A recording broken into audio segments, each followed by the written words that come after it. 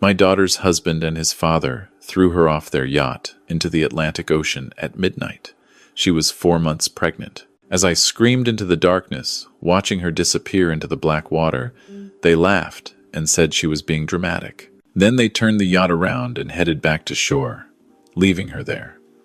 When the Coast Guard finally pulled her from the water 3 hours later, barely alive, I made one phone call to my older brother. I said only 4 words. Time to end them. Before I tell you what happened next, if you enjoy stories about justice and revenge, please subscribe to Gilded Vengeance and like this video.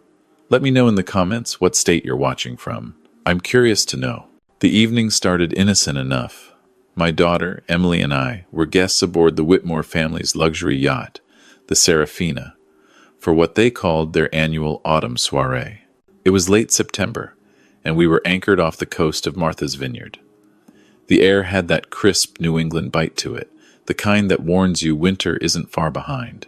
I'm Robert Sullivan, 65 years old, a retired architect who spent his career designing buildings, not navigating the treacherous waters of wealthy, powerful families. I'm a quiet man by nature. I raised Emily alone after my wife died when Emily was just 8. I taught her to be kind, to work hard, to trust people. I taught her wrong. Emily had married Marcus Whitmore 2 years earlier. He was a hedge fund manager, handsome in that polished, prep school way that wealthy families seem to breed. His father was Senator Charles Whitmore, a man whose face appeared regularly on news programs, always with that practiced smile and firm handshake. Power and money radiated from the Whitmores like heat from asphalt in summer. From the beginning, I didn't trust them. Call it a father's intuition, or maybe just the instinct of a man who'd spent decades reading blueprints and understanding that what looks solid on the surface can hide structural problems underneath. But Emily loved Marcus, or thought she did, and I held my tongue. What father wants to be the one who ruins his daughter's happiness? That night on the yacht, about 40 guests mingled on the deck, champagne glasses in hand, the sound of jazz floating from hidden speakers. Emily stood near the railing, wearing a navy dress that concealed her small baby bump. She'd told Marcus about the pregnancy just that morning. His reaction, she'd said, had been strange. Not happy, not angry, just cold, distant.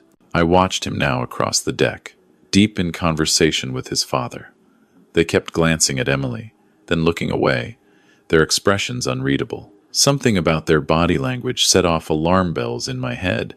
I'd learned over the years to trust those instincts. Around 10 o'clock, most of the guests had moved below deck to the main salon, where dinner was being served.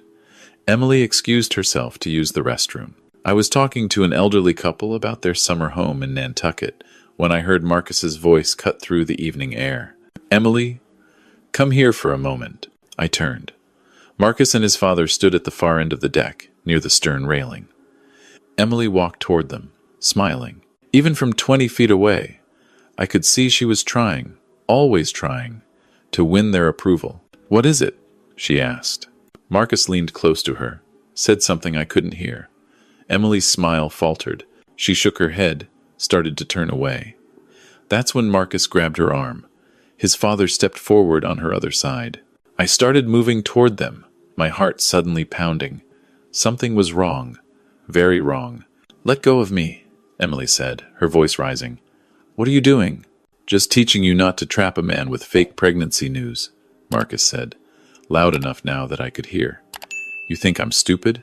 I know what you're trying to do." "It's not fake. I'm actually pregnant."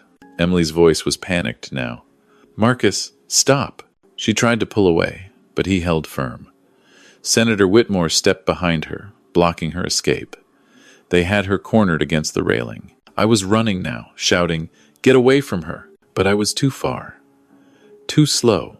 A 65-year-old man trying to cross a yacht deck in dress shoes. Marcus looked at his father. Some silent communication passed between them. Then, in one swift motion, they both pushed. Emily went over the railing backward, her scream cutting off as she hit the water. The sound was wrong, too sharp, like she'd struck something hard before the water took her. I reached them in seconds, grabbed Marcus by his jacket. "What did you do? What did you do?" He shoved me back, I stumbled, caught myself against the railing, and looked down into the black water. Nothing. Just darkness and the sound of waves against the hull. "She'll swim to shore," Senator Whitmore said calmly, adjusting his cufflinks. "It's only half a mile. Teaches her a lesson about lying to get her hands on family money." "She's pregnant!" I screamed at them. "She can't swim in that water. It's 45 degrees. Marcus laughed. Actually laughed. Pregnant. Right. Next she'll claim the baby's mine and ask for child support. I've seen women like her before. I didn't think. I just moved. I tried to grab the life preserver mounted on the bulkhead, but Senator Whitmore stepped in front of me. "Mr. Sullivan, I suggest you calm down. This is a private family matter. Get out of my way." I shoved past him, grabbed the life preserver, and hurled it as far as I could into the darkness where Emily had fallen. It hit the water with a splash I couldn't even see. I looked over the railing, straining my eyes. The yacht's lights only illuminated about 20 feet of churning black water. Beyond that, nothing but darkness. "Emily!" I screamed. "Emily, can you hear me?" Silence. Just the slap of waves and the distant sound of jazz still playing from the speakers.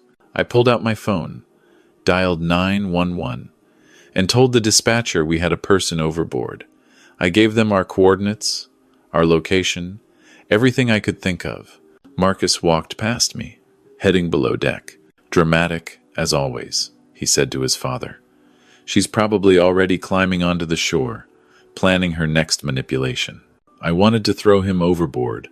I wanted to break his jaw, but I couldn't take my eyes off the water, couldn't stop scanning for any sign of my daughter.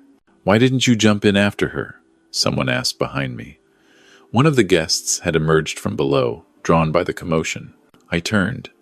It was Mrs. Ashford, the elderly woman I'd been talking to earlier. She looked horrified. "I can't swim well," I said, my voice breaking. "The water's too cold, too rough. If I go in, we'll both die." The Coast Guard said to stay put, keep watching, keep calling her name. But even as I said it, the guilt crushed down on me like a physical weight. My daughter was out there, drowning, and I was standing on this deck, doing nothing. 20 minutes passed, then 40. The Coast Guard arrived, searchlights sweeping the black water. I stood at the railing the entire time, calling Emily's name until my voice was gone. Marcus and Senator Whitmore had gone below deck, acting as though nothing had happened. I heard Marcus telling other guests that Emily had decided to take a swim and must have swum to shore. At the 2-hour mark, I heard one of the Coast Guard officers on his radio. "We've got something." I gripped the railing so hard my knuckles turned white. "Alive?" Another voice crackled back. Long pause. Too long. "Barely. Hypothermia. Head trauma. She's unconscious. We need a medevac now." They brought her up in a rescue basket. I barely recognized her. Her face was blue-gray, her lips purple. There was a gash on her forehead. Blood matted in her hair. She wasn't moving. "Is she breathing?" I asked the medic. "Barely. We need to move fast." They loaded her onto the Coast Guard vessel, and I started to follow. "Sir, we need you to stay here," one of the officers said. "We need statements. This is a crime scene now." "That's my daughter." "We know, sir. The helicopter will take her to Massachusetts General. You can meet her there. But right now, we need you to tell us exactly what happened." I looked at Emily's still form being carried away. Every instinct screamed at me to go with her. But the officer was right. If I left now, Marcus and his father would control the narrative. They'd make this disappear like it never happened. "All right," I said. "I'll tell you everything." I gave my statement to the Coast Guard. I told them exactly what I'd seen. Marcus and Senator Whitmore deliberately pushing Emily overboard. I told them about the pregnancy, about Marcus's accusation, about how they'd laughed. The young officer taking my statement looked uncomfortable. "Mr. Sullivan, you understand, we'll need to investigate this thoroughly. Senator Whitmore is, well, he's a senator. These accusations are serious. More serious than attempted murder? I'm just saying. This will be complicated." He was right. By the time I got to the hospital 3 hours later, lawyers had already arrived. Not my lawyers, theirs. 2 men in expensive suits stood in the ICU waiting room, talking in low voices with a hospital administrator. A doctor approached me. She was young, exhausted looking. "Mr. Sullivan, I'm Dr. Chen. Your daughter is stable but critical. She has severe hypothermia, a concussion, and she aspirated a significant amount of water. We're doing everything we can." "The baby?" She hesitated. "We don't know yet. It's too early to tell if the pregnancy is still viable. The next 48 hours are crucial." I sank into a chair. Everything felt surreal, like I was watching this happen to someone else. One of the lawyers approached me. "Mr. Sullivan, I'm James Kirkland, representing the Whitmore family. We're deeply concerned about Mrs. Whitmore's accident. It wasn't an accident, and we want to assure you that Senator Whitmore and his son are cooperating fully with authorities. However, we would caution you against making inflammatory statements that could constitute defamation." "Get away from me." "Mr. Sullivan, I understand you're upset, but—" I stood up. "I'm not a violent man, never have been, but in that moment, if that lawyer had said one more word, I might have become one." He must have seen something in my eyes because he stepped back, nodded curtly, and retreated to his colleague. I sat back down and pulled out my phone. My hands were shaking, but not from fear, from rage, a cold, quiet rage that had been building since I watched my daughter disappear into that black water. I scrolled through my contacts and found the name I was looking for. Thomas Sullivan. My older brother.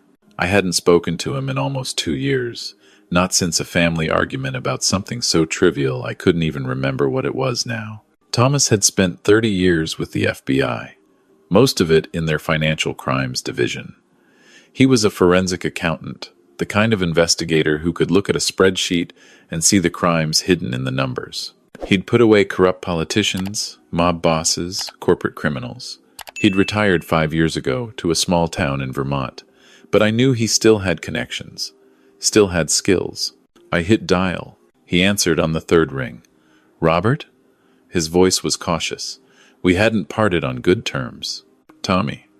I hadn't called him that since we were kids. "I need your help." Silence. Then, "What happened?" I told him. Everything. My voice stayed level, controlled, like I was describing a building design instead of my daughter's attempted murder. When I finished, there was a long pause. "These people," Thomas said finally.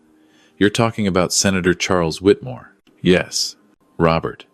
He's one of the most powerful men in Massachusetts, probably running for governor next year. He has connections in every agency, every courthouse. I know who he is, Tommy.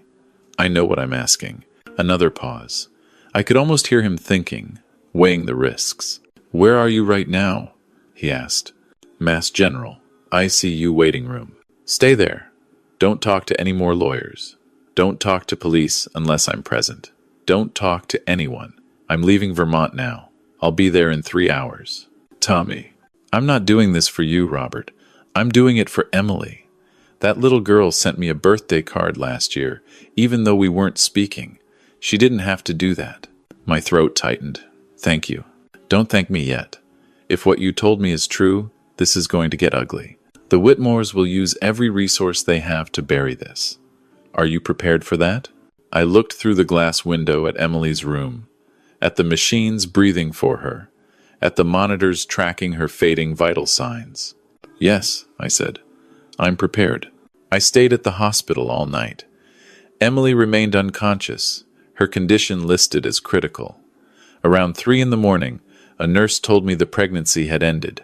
The trauma, the hypothermia, the stress, it had been too much. My daughter had lost her baby. I sat in that plastic chair and felt something inside me break. Not crack. Break completely. Whatever mercy I might have felt, whatever impulse toward forgiveness, died in that moment. Thomas arrived just before dawn. He looked older than I remembered, his hair mostly gray now, lines deep around his eyes. But those eyes were still sharp, still taking in everything. He sat down next to me without a word. We sat in silence for several minutes. "Tell me again," he said finally. "Every detail. Don't leave anything out." So I did. This time I included things I hadn't told the Coast Guard, like how I'd seen Marcus and Senator Whitmore whispering together earlier in the evening, How they'd been watching Emily all night with expressions I couldn't read. How, when she'd told Marcus about the pregnancy that morning, he'd immediately called his father. Thomas listened without interrupting. When I finished, he was quiet for a long time. "Okay," he said, "here's what we're dealing with. Senator Whitmore has been in politics for 30 years. He's wealthy, connected, and very, very careful. If he did this, if he deliberately tried to harm Emily, he's done it before." "What do you mean?" "Men like him don't just suddenly decide to commit violence. There's always a pattern, a history. We need to find it." "How?" "I still have friends in the Bureau. And I know a few journalists who owe me favors. People who aren't afraid of going after powerful men." He looked at me. "But Robert, you need to understand something. If we do this, we're declaring war. The Whitmores will come after us with everything they have. Our finances, our reputations, maybe even our safety. Are you sure?" I thought about Emily lying in that hospital bed. I thought about my grandchild, who would never be born. I thought about Marcus laughing as my daughter drowned. "I'm sure." Thomas nodded slowly. "Then, here's what we're going to do. First, we don't react. We don't make accusations. We appear to believe their story, that it was an accident. We play nice." "I can't." "Yes, you can. Because while they think we're backing down, I'm going to dig. I'm going to find out everything about Charles Whitmore's past. Every business deal, every relationship, every skeleton in every closet. And when I'm done, we're going to destroy him." The next 3 days were torture. Emily remained in a medically induced coma while her body tried to recover. I sat by her bed, held her hand, and said nothing to anyone except doctors and nurses. Marcus visited once. He walked in with flowers, his lawyer hovering behind him, and started talking about how tragic this accident had been. I said nothing, just looked at him until he left. Senator Whitmore sent gifts, expensive fruit baskets, flowers, a card expressing his deepest sympathies for this unfortunate incident. I threw them all away. Meanwhile, Thomas was working. He called me every evening with updates, always brief, always careful about what he said on the phone. "I found something," he said on day 4. "Senator Whitmore's first wife. She died 20 years ago, fell down the stairs at their summer home in Nantucket. It was ruled an accident, and I tracked down the medical examiner who did the autopsy. He's retired now, living in Florida. I'm flying down tomorrow to talk to him. What do you think you'll find?" "I don't know yet, but I know someone who worked that case. He told me off the record that there were things about that death that never sat right with him. Bruises that didn't match the fall pattern. Timing that didn't add up. But Senator Whitmore had friends in the department. The case got closed fast." My hand tightened on the phone. "He's done this before." "Maybe. I'm going to find out." On day 6, Emily woke up. I was sitting beside her bed, half asleep in my chair, when I heard her voice, barely a whisper. "Dad?" I grabbed her hand. "I'm here, sweetheart. I'm right here." Her eyes opened slowly. She looked confused, disoriented. "What? Where am I?" "You're in the hospital. You're going to be okay." She blinked, and I saw memory flooding back into her eyes. Horror, fear, Marcus. They pushed me. Dad, they pushed me off the yacht. "I know. I saw it. I'm taking care of it." "The baby," she started crying, her hand moving to her stomach. "Is the baby?" I couldn't answer, couldn't find the words. She saw it in my face. "No," she whispered. "No, no, no." The monitors started beeping. Nurses rushed in. I was ushered out while they sedated her, calmed her down. Through the window, I watched my daughter sob, and something final hardened inside my chest. Thomas called that evening. I talked to the medical examiner. He's willing to go on record. He says Charles Whitmore's first wife had defensive wounds on her arms, bruises consistent with being grabbed and shaken. The head trauma didn't match a fall. It matched being struck and then pushed. Jesus, there's more. I found someone else, a woman named Patricia Hammond. She was Whitmore's campaign manager 15 years ago. She filed a police report claiming he assaulted her. The report disappeared. She was paid $200,000 and signed an NDA. Can she testify? If we can break the NDA. And I found out something else, Robert. Marcus has a trust fund worth $40 million. It vests when he turns 36 next year. But there's a clause. If he's married, his wife is entitled to half in case of divorce. Understanding hit me like cold water. Emily found out she was pregnant, told him that morning. And suddenly, he's looking at losing $20 million. More if she gets custody of the kid. So they decided to solve the problem. That's what I think. But proving it is another matter. They'll say it was an accident, a tragic misunderstanding. They've got lawyers, money, political connections. We need more. What do we need? We need to make Senator Whitmore nervous. Nervous enough to make a mistake. Thomas came to Boston the next day. We sat in a hospital cafeteria that smelled of bad coffee and antiseptic, and he laid out his plan. I've been making calls, he said, talking to old contacts, journalists I trust. I've given them background information about Senator Whitmore's first wife's death, about Patricia Hammond, about some questionable financial dealings I found in his campaign records. What kind of financial dealings? The kind that involve offshore accounts and donations that exceed legal limits. Nothing concrete yet, but enough to make people curious. Enough to start asking questions. When? Tomorrow. The Boston Globe is running a story. Questions surround Senator Whitmore's past. It's not an accusation, just questions. But it'll get attention. He'll know it came from us. Let him know. I want him scared. Scared people make mistakes. The story ran the next morning. I watched the news coverage from Emily's room. She was awake now, lucid but devastated. She held my hand as we watched Senator Whitmore give a press conference, his face grave, his voice measured. These allegations are completely baseless, he said. My first wife's death was a tragic accident, investigated thoroughly by local authorities. I'm saddened that someone would try to use my family's pain for political purposes. As for the recent incident involving my daughter-in-law, we are cooperating fully with the Coast Guard investigation. It was a horrible accident, and our hearts go out to Emily and her father during this difficult time. He was good, calm, sympathetic, believable. For a moment, I wondered if we had any chance at all. Then Thomas called. Turn on Channel 7, now. I found the channel. A press conference was starting. A woman I didn't recognize stood at a podium, her hands shaking slightly. My name is Patricia Hammond, she said. 15 years ago, I worked as campaign manager for then State Senator Charles Whitmore. During that time, he sexually assaulted me. When I reported it to police, my complaint disappeared. I was paid money to stay quiet and sign a non-disclosure agreement. Today, with the help of legal counsel, I am breaking that agreement. Senator Whitmore is a dangerous man who has used his power and wealth to silence his victims for decades. I am here to say, no more. The cafeteria went quiet. Everyone was watching. My phone buzzed. Thomas again. That's not all. I found 3 more women. They're all coming forward. And I found something else, Robert. Financial records showing Marcus had been researching ways to break prenuptial agreements 3 weeks before your daughter told him about the pregnancy. He knew she was trying to get pregnant. He was already planning how to get rid of her if it happened. Can you prove that? His search history, his lawyer's bills, emails, all of it. And here's the best part. I found out who was on the yacht that night. One of the guests was a retired Coast Guard captain. I spoke to him this morning. He saw the whole thing.